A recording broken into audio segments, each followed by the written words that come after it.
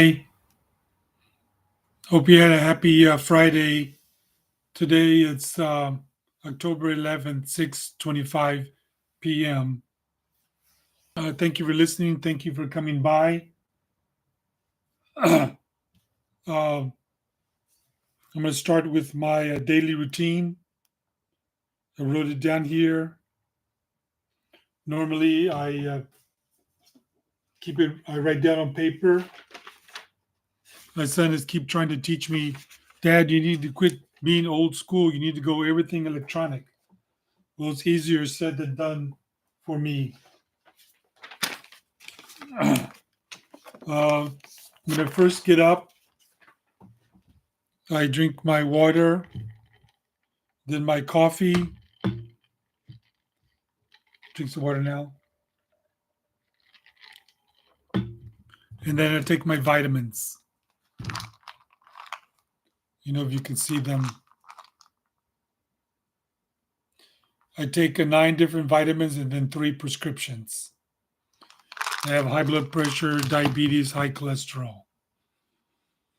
And then to try to eat less, I have my snacks, bubblegum and Trident, and then apple. Then I go on YouTube and I watch videos. Could be on history, art, drawing. See, from the time I wake up to the time I start working, it's usually one hour, one hour and a half. 2 days a week, I'm in the clinic or going to nursing home, and then 3 days a week, I'm at home doing the research for caregiving. Everyone, don't forget, I have my October. Can you see this?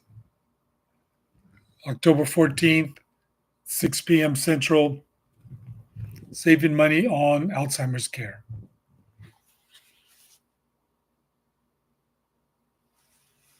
One of the latest things I've been doing is drawing diagrams.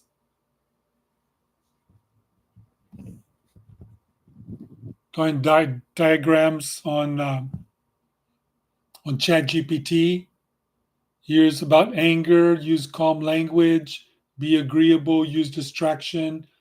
Dad, let's go have some food to calm you down. Let's go hug the dog. Let's go for a walk. Different suggestions. I'll talk about this October 14th. Use calm language, calm face, calm body.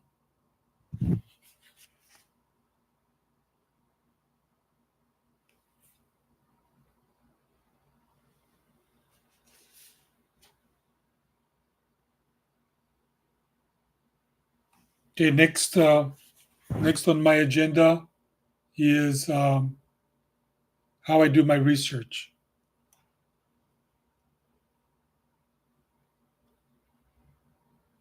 Then after that, interesting articles. Well, uh, uh, I guess the first category we'll discuss are websites. I found out about AARP this 3 days ago, and then I use WebMD a lot, Mayo Clinic a lot. These are websites that don't advertise too much, so you can trust it. Should I take vitamins? What blood pressure medicine is best? How often should I take my blood pressure? Those questions. Also, I love Dr. Mike on YouTube and Dr. Oz on YouTube.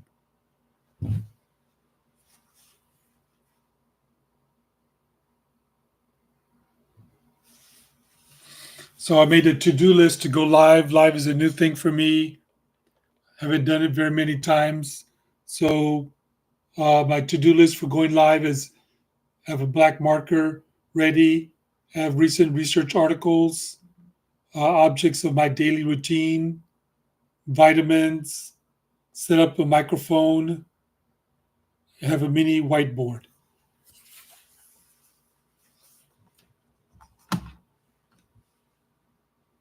Here's my microphone. Yeti microphone. Well, here's some more snacks. I am sugar addicted. Um, the signs of sugar addiction is you eat a lot of candy, sweets, donuts, cereal. You put 2 packages or 4 packages of sweet and low in your drinks. If you have cravings, I have to have some ice cream, or I won't be able to do my research. Uh, I have to go get a donut. Uh, your sugar is high, blood pressure is high. Those could be signs of addicted to sugar. And so I'm working on that. And that's why I eat this instead of a chocolate cake, a lot fewer calories. Okay, let's see what else I have here. I visit 3 nursing homes. Me and my nurse practitioner see about 150 patients per week. Mostly my nurse practitioner is seeing them. Also visit assisted living.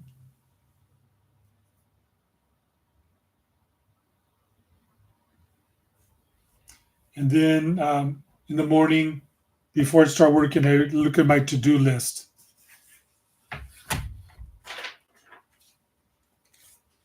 Here's my latest to-do list. I can keep it in a clip. And I save all my to-do lists. I've saved them all for the last year and a half. These are the ones for this week.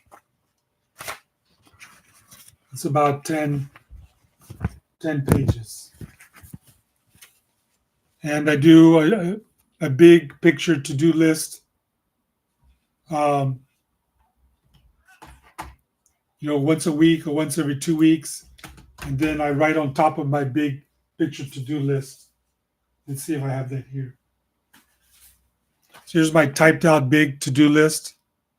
And then as the week goes by, I write little notes beside it to remind myself to do what I need. And I typed out my to-do list just so you can see it easier. My to-do list for today.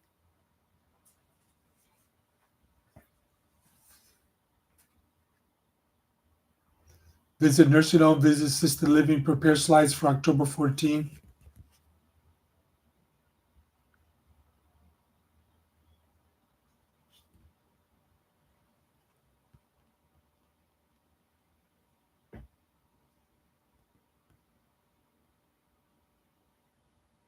Prepare slides for October 14th is not coming out good, too much glare. Or prepare for market event hospice on Monday. Call my friend supporters to get attendees for Monday. Exercise, check my glucose and blood pressure in order labs for my patient. So speaking of finger glucose and blood pressure, I'm going to go get that.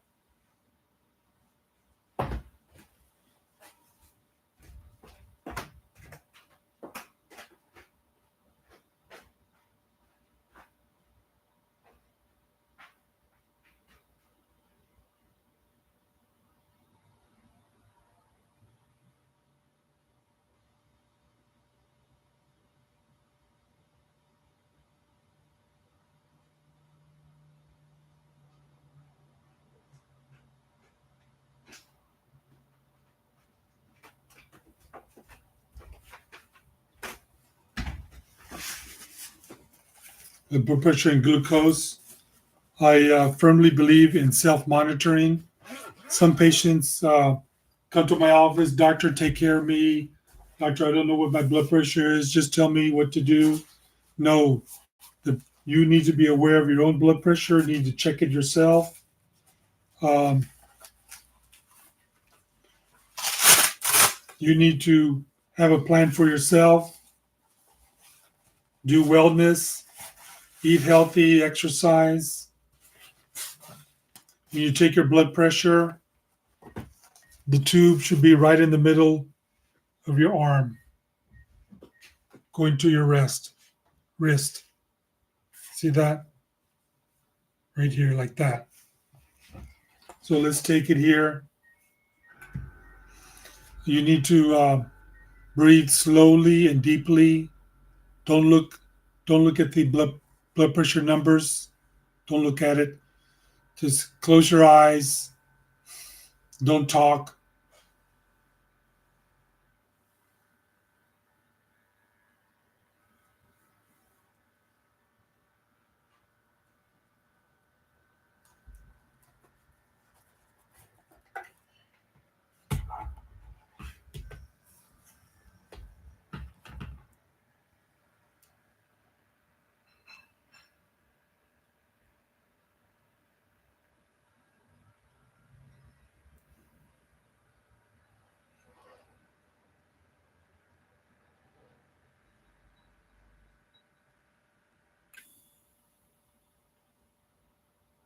Oh, that's a little bit high. We'll talk about that another time. Then I get my glucose monitor.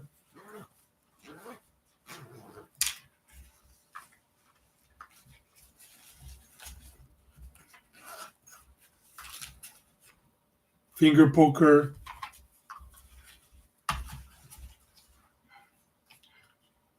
Finger measurer and the strips.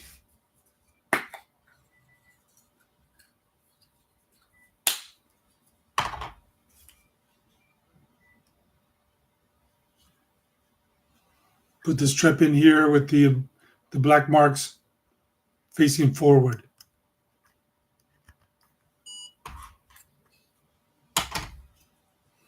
And you take this off.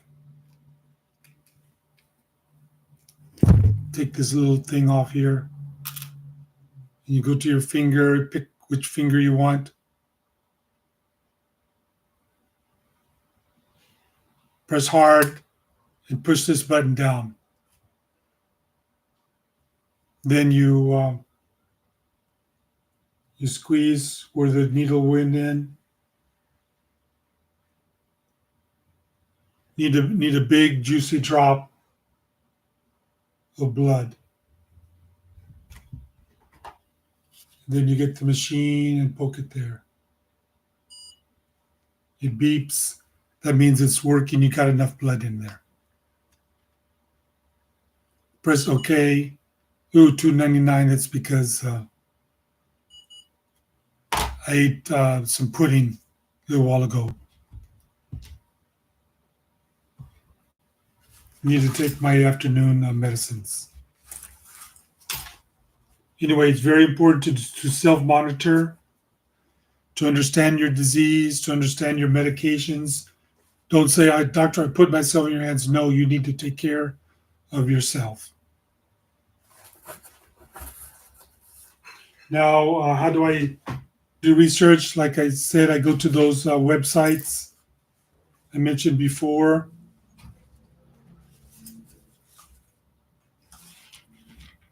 I'm putting my glucose machine back in its envelope.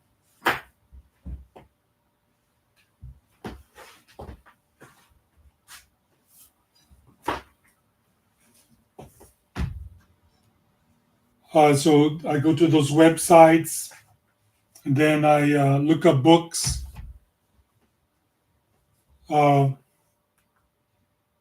Many times I go to Amazon, but sometimes I'm reading one book and then I go to another book. Here's a search on Amazon.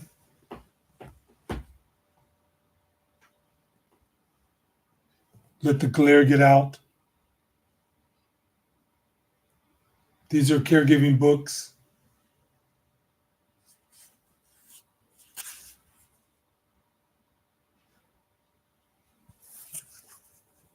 More caregiving books.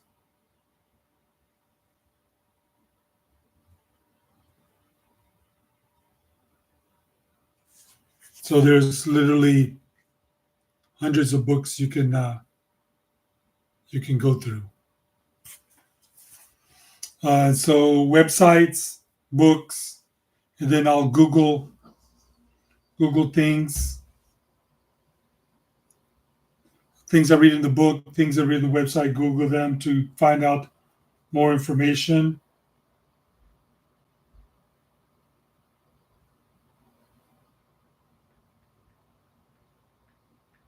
And Googling caregiving, anger.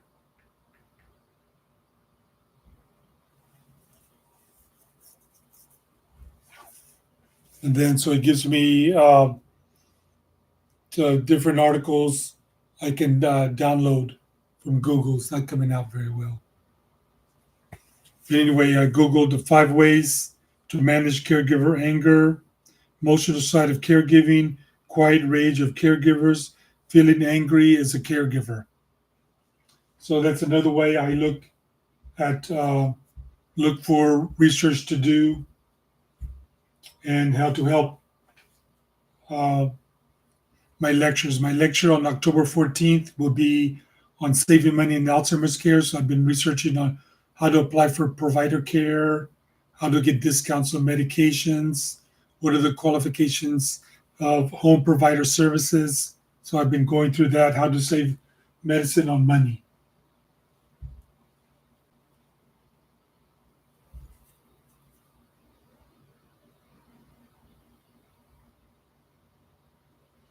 A recent research topics this morning. Oh, my apple fell down. I was drawing apples, Mandelas.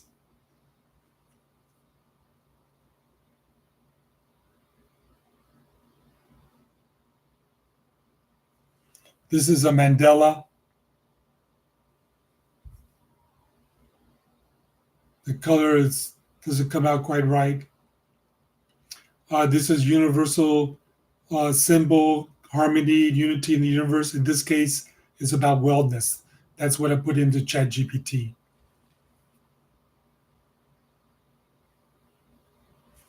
Then I asked ChatGPT to draw icons of elderly eating healthy, doing wellness.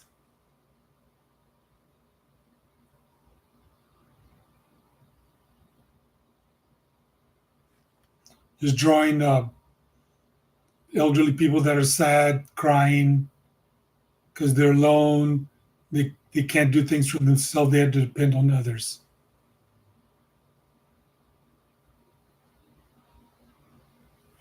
Then I did ChatGPT uh, looking for an icon for myself.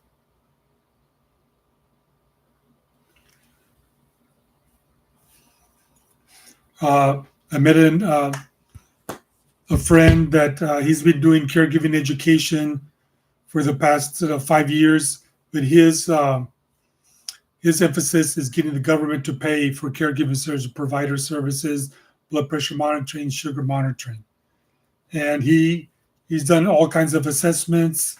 He's evaluated 10,000 patients, their caregiving needs, and he found that the most dangerous place in your home, what is it for Alzheimer's? What do you think? Bedroom, kitchen? No, the bathroom. It's slippery. It's hard to get your walker in there. If you fall down, you fall on a hard surface. So the bathroom. So his checklist. If you have these symptoms or if you've fallen down, then you qualify for provider services. You qualify for a blood pressure monitor in your home. You qualify for a weight scale to see if you're gaining weight. You might be having a congestive heart failure.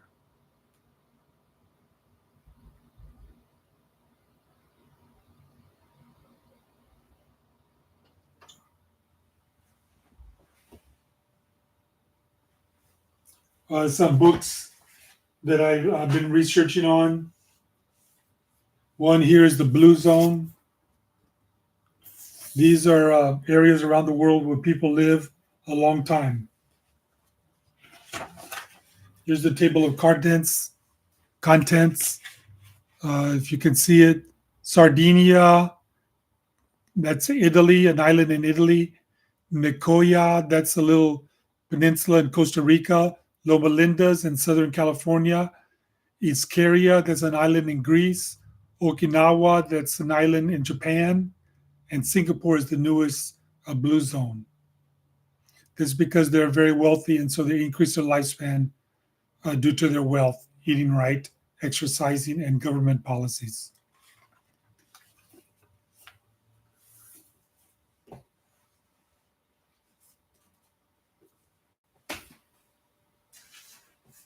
Here's another book, The Death of Ivan Ilyich. It's a Russian author. This is a sad book, but very emotional, and I learned a lot from it. It's about a Russian bureaucrat. He has a good job, gets good money, and his focus in his life is to have good social status. Everyone like him because of his social status, dress the right way, have the right parties in his house, have the right food. So everything is going perfect. He's upper echelon of society. Then he gets sick and he goes to many doctors, can't find out the reason. He has severe pain in his legs. He can't walk. He's bedridden, has to be fed.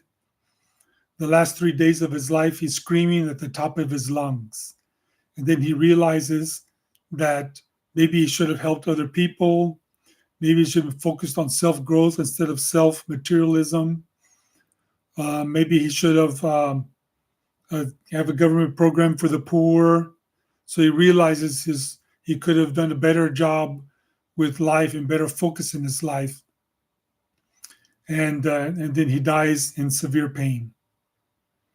So this was written 150 years ago. It's amazing that human nature hasn't changed that much. With all the technology we have, we still worry about things and still have trouble, coping with our own lifestyle. Let's see what other things I've looked up. Today I looked up diabetes type 3. Does anyone know what that is? Diabetes type 3. That's Alzheimer's. Alzheimer's is more than just scar tissue in the brain, more than lack of blood flow to the brain. It's a metabolism disorder. The cells don't use sugar right. The cells don't use the mitochondria right, the powerhouse. There's a lot of acid buildup, inflammatory molecules, inflammatory cells, and that affects the brain. And over the long period of time leads to Alzheimer's. Alzheimer's rates are going up and up in the United States. So I looked it up in ChatGPT, and now I'm going to go to some YouTube videos and read more about that. And I plan to have a video content about that. So today you learned a little bit about me, a little bit about my research. Thank you for watching. Thank you for listening. Remember, October 14th on Monday, 6 a.m. Central Time. I'll see you there. Bye-bye. Thank you.